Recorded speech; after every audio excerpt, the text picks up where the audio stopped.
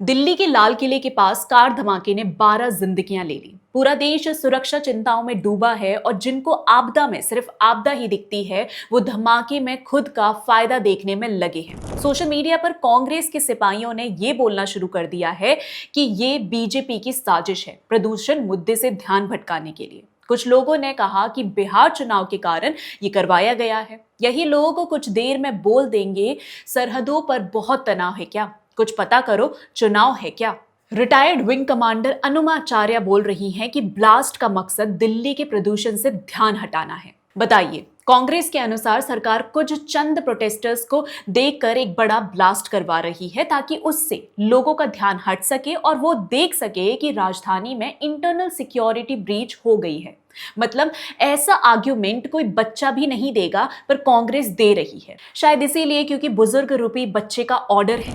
दोस्तों, बम धमाका करके सरकार खुद को कमजोर क्यों दिखाएगी, जबकि मोदी सरकार की उपलब्धि ही मजबूत इंटरनल सिक्योरिटी रही है। ऐसे में इस तरह का जुवेनाइल आर्ग्यूमेंट कल को कोई कह दे कि कांग्रेस ने ये करवाया ताकि सरकार पर हमला बोल सके, तो क्या हम उसका विश्वास कर लेंगे? बोला तो ये भी जा सकता है कि जो राहुल गांधी के मुद्दों की तख्तियां लेकर एयर पोल्यूशन पर प्रोटेस्ट कर रहे हैं, उन्हें इसीलिए प्लॉट किया गया है ताकि एजेंसियों का ध्यान प्रोटेस्ट पर रहे और दूसरी तरफ ब्लास्ट करवा दिया जाए। पर हम ऐसा नहीं बोलेंगे, क्योंकि इस तरह के हमलों के दौरान शांति बनाए रखना और सुरक्षा एजेंसियों पर ही विश्वास करना जरूरी होता है। सोशल मीडिया के लीडर्स पर नहीं, जो पूरा का पूरा केस अपनी इमेजिनेशन से सॉल्व करके कह देते हैं कि हाँ, पोल्यूशन से ध्यान हटाने के लिए बॉम्ब ब्लास्ट करवा दिया। कांग्रेस और इसके समर्थन लगभग हर हमले के बाद इसी तरह की चीप स्पेकुलेशन लगाते हैं और सरकार पर सवाल खड़े करते हैं,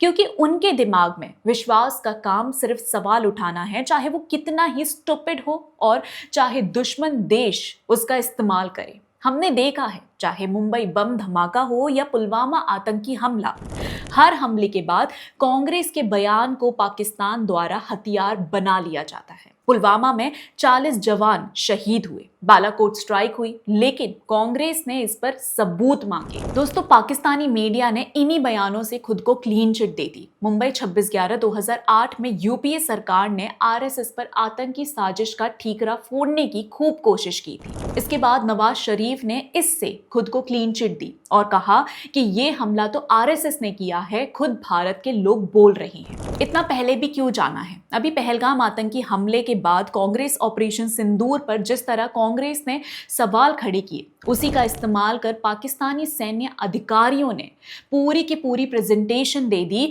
कि देखो, भारत का विपक्ष भी मानता है कि भारतीय सेना झूठ बोल रही है। हमले बदलते हैं, बदला पूरा होता है, पर एक चीज हमेशा एक जैसी रहती है, वो है कांग्रेस की पाकिस्तानी के प्रति वफादारी।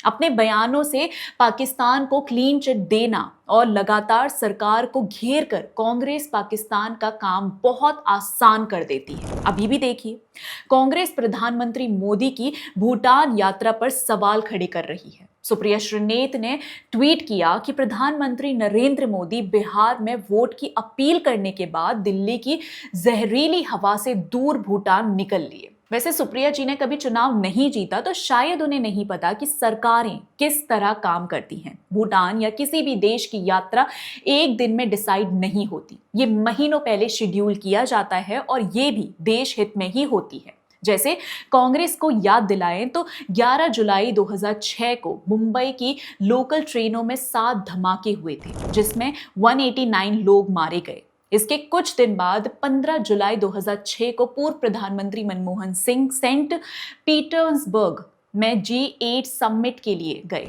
क्योंकि प्रधानमंत्री का काम घर में बैठकर मातम मनाने का नहीं, अपना काम जारी रखने का है, ताकि देशवासी भी पैनिक मोड में ना आए और सुरक्षा एजेंसियों भी अपना काम स्मूथली कर सके। इसीलिए ही वे लगातार मॉनिटरिंग का हिस्सा होते हैं। पर दोस्तों, इतना कहने के बाद भी कांग्रेस को जो करना आता है वो ही करेगी।